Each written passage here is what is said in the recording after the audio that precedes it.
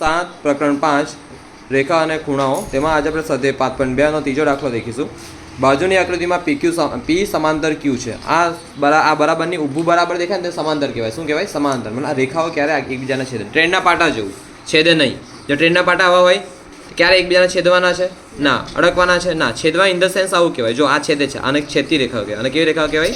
છેદતી. જ્યારે આને સમાંતર રેખા કેવી કહેવાય? સમાંતર. ક્યારે તમે અનંત લગીને લંબાવો ને ક્યારે એકબીજાને છેદે નહીં. તેને આ બંને રેખાઓ પણ સમાંતર છે. બરાબર. સમાંતરનું ચિહ્ન આવું છે. કેવું છે? આવું છે. તો પી સમાંતર ક્યુ છે અને અહીં આપણે અજ્ઞાત ખૂણાઓ મતલબ ખૂણો ઈ F A B C D શોધવાનો છે. ખૂણો ઈ F A B C D શોધવાનો છે. તો કમ્પ્લીટ તમારું ધ્યાન અહીં અને હવે દાખલા ગણીએ આપણે. બરાબર છે? ધ્યાન અહીં આગળ જો.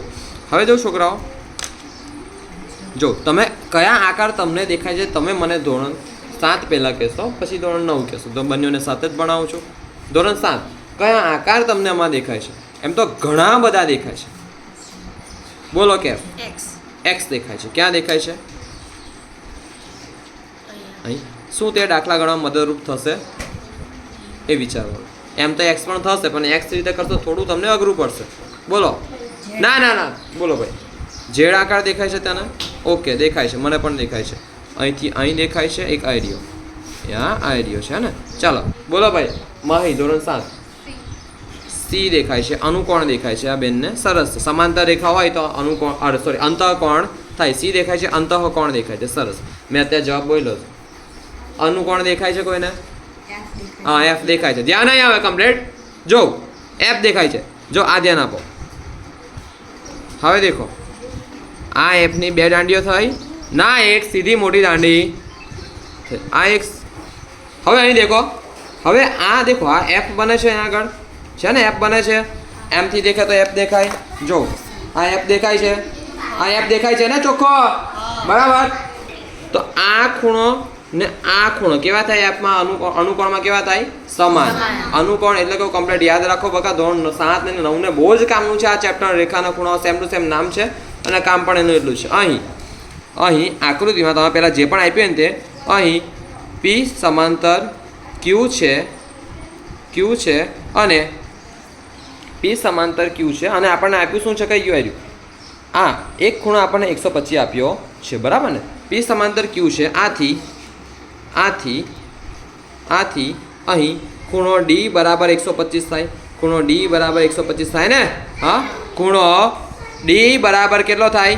125 થાય. કેમ 125 થાય? અનુકોણની જોડ થાય છે ને. તમારે લખવાનું અનુકોણની જોડ. કયો કોણ? અનુકોણની જોડ. હવે આપણને આ ડી મળ્યો. શું મળ્યો? ડી મળ્યો. તો ડી મળ્યો તો બી પણ મળશે. બી મળશે ને. ડી મળ્યો તો શું મળશે? બી પણ મળશે. કેવી રીતે મળશે?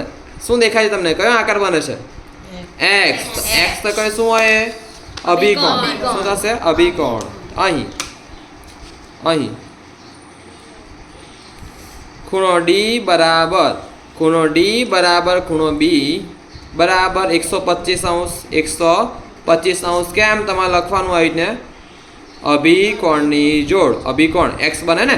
જો આ તમે દર્શાવી દેજો પરીક્ષામાં આવું કે આવીને એફ બને છે. આવીને એફ બને છે. બરાબર. અહીં ખૂણો છે. આ કયો છે? ડી છે. આ કયો છે? 125.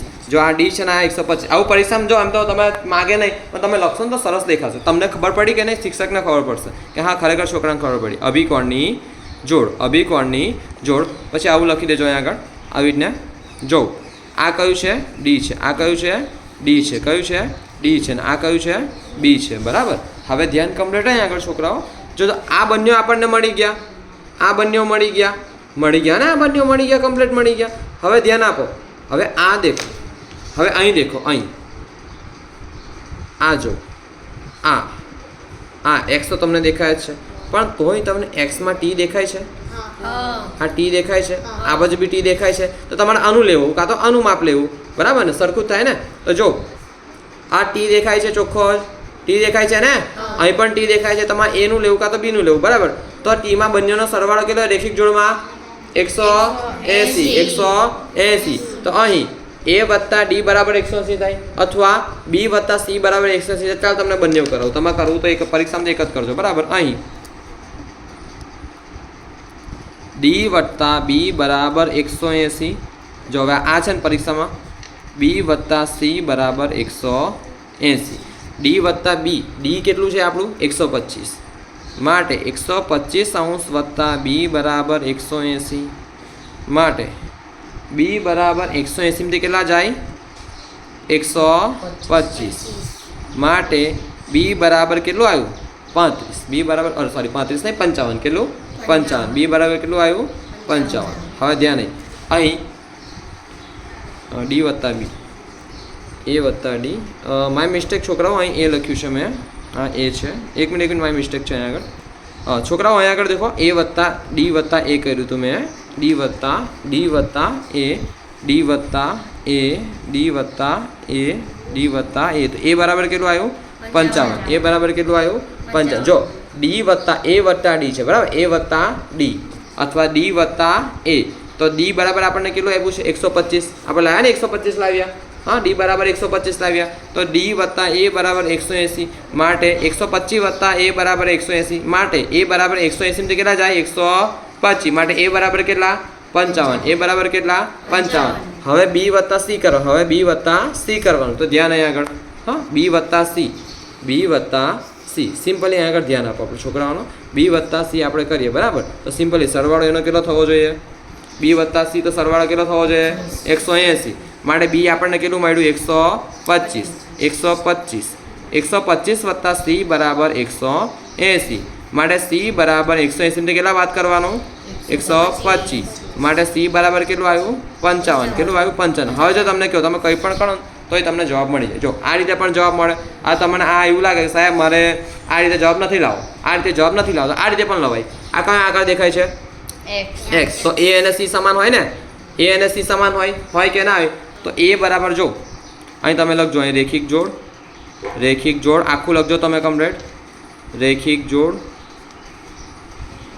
જો આ બીજી રીતે જવાબ કેમ લવાય, ધ્યાન કમ્પ્લીટ અહીં આગળ, અહીં a બરાબર c બરાબર 55, a બરાબર c બરાબર કેટલું થાય, a બરાબર c બરાબર કેટલું થાય 55, કેમ અભિકોણની જોડ, કેમ અભિકોણની જોડ, અભિકોણની જોડ. જો તમે આ લખ્યા પછી ડાયરેક્ટ આ કરશો ને, આ લખ્યા પછી ડાયરેક્ટ આ કરશો, આ નહીં કરો તોય ચાલશે, મેં કીધું ને બે રીતથી થાય, હા ને આ લખ્યા પછી બી ડાયરેક્ટ આ કરશો તોય કોઈ વાંધો નહીં, બરાબર ને, કેમ કે વસ્તુ એક જ છે બરાબર. તો સિમ્પલી અહીં કોણ દેખાય છે અભિકોણ, અહીં તમે લખજો રેખિક જોડ, તો ડી વત્તા એ સોરી એ વત્તા ડી અથવા ડી વત્તા એ, અહીં એ છે ઉપર કયું છે એ છે, અહીં નીચે કયું છે ડી છે, કયું છે ડી છે, અહીં ઉપર એ છે નીચે કયું છે ડી છે, એ ડી.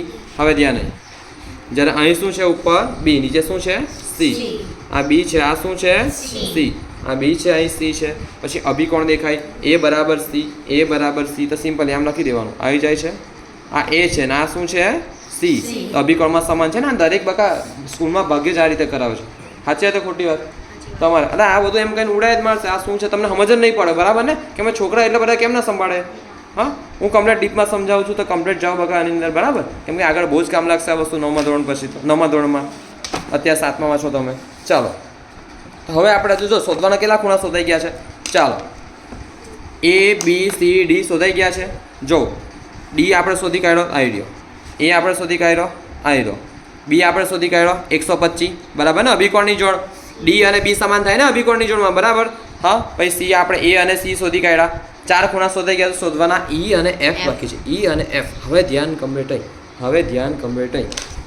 જો હવે આ તમને શું કયો આકાર દેખાય છે, જો આ બે રેખા સમાંતર છે, આ બે રેખા સમાંતર છે, આ તમને કયો આકાર દેખાય છે સી દેખાય છે. સી એટલે કયું, સી એટલે કયું અનુકોણ, અનુકોણ એટલે અંતઃકોણ, અનુકોણ તો એફમાં થાય, અનુકોણ શામાં થાય એફમાં થાય, તમે અનુકોણ ના બોલતા, હા અંતઃકોણ શું અંત, અંત એટલે અંદરની બાજુના ખૂણાઓ બરાબર, તો સી એટલે કયું થાય અંતઃકોણ, કયું થાય અંતઃકોણ.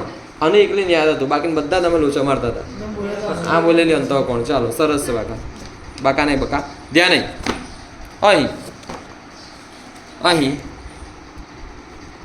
ડી વત્તા એફ, ડી વત્તા એફ બરાબર 180, અંતઃકોણ સરવાળો કેટલો થાય 180. અમે તમે આવું લખો ને ખૂણો ડી વત્તા ખૂણો એફ તોય કોઈ વાંધો નહીં બરાબર ને, ખાલી ડી વત્તા એફ આમાં તમે ખૂણો લખો તોય કોઈ વાંધો નહીં. ચાલો ધ્યાન આપો, ડી વત્તા એફ બરાબર 180, તો ડી આપણને કેટલું મળ્યું છે દેખો તો ડી બરાબર 125 મળ્યું ને આપણે અનુકોણ પરથી લાવેલા એફ બનતો તો આ 125 હોય તો આપણને કેટલું હોય 125 બરાબર ને તો 125 આપણને મળ્યું ડી વત્તા એફ તો ડી કેટલું મળ્યું 125 વત્તા એફ બરાબર 180 માટે એફ બરાબર 180 માંથી કેટલા બાદ કરું 125 માટે એફ બરાબર કેટલા આવે 55 કેટલા આવે 55 એફ બરાબર કેટલા આવે 55 માટે છેલ્લે તમારે લખવાનું માટે એ બરાબર આપણા કેટલા આવ્યા હતા 55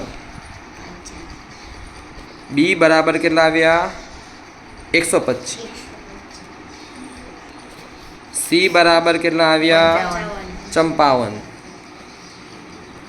ડી બરાબર કેટલા આવ્યા 125 ઈ હજુ શોધવાનું બાકી છે તેના સાઈડ પર જગ્યા મળી તે સુધી નાખીએ હવે અહીં શું દેખાય છે એક્સ આકાર દેખાય તો શું બને અભિકોણ જો તમે અહીં છોકરાઓ અહીં આગળ લખી દે મેં તમને ફરીથી કહું છું આ અંતઃકોણ બને છે તો અહીં લખી દેજો આ રીતે બરાબર છે ઓકે અહીં એમ થાય છે ઓકે પેન્સિલથી કમ્પ્લીટ લોડીને લખી દેજો અહીં આગળ આ પરીક્ષામાં તો નહીં લખો તો ચાલશે પણ લખશો તો ઇમ્પ્રેશન સારો પડશે બરાબર અંતઃકોણ ઓકે નહીં લખજો અંતઃકોણ અહીં પણ લખજો છોકરાઓ રેખિક જોડ શું લખવાનું છે એમ તો મેં છેલ્લે લખેલું છે કોઈ વાંધો છે નથી ઓકે ચાલો હવે અહીં દેખો છોકરાઓ આ સામસામેના ખૂણા એટલે અભિકોણ થાય બરાબર તો અહીં ધ્યાન જો અહીં શું છે એફ અહીં શું છે ઈ એફ અને ઈ તો અભિકોણ થાય હા અહીં એફ બરાબર ઈ તો એફ બરાબર કેટલા છે 55 માટે ઈ બરાબર પણ કેટલા થાય 55 અહીં લખવાનું અભિકોણની જોડ મારી પાસે જગ્યા નથી એનું આખું લખતો નથી ઈ બરાબર કેટલું આવ્યું 55 સમજ પડી ને ઈ શોધવાનું રહી ગયું તો આપણે શોધી નાખ્યું છે એટલે છેલ્લે આંકડાનું કન્ફર્મેશન કરી લેવાનું ઈ બરાબર 55 એ બી સી ડી ઈ હવે એફ બરાબર કેટલું આવ્યું 55 તો આખો દાખલો ઘણો મોટો દાખલો છે અહીં પૂરો થાય છે ઓકે સમજ પડી હા એક જ દાખલો કરતાં કેટલી વાર લાગી બરાબર ને શાંતિથી સમજાવ્યું એટલે બાકી હું તો આ અડધી મિનિટનો દાખલો છે મારી માટે હા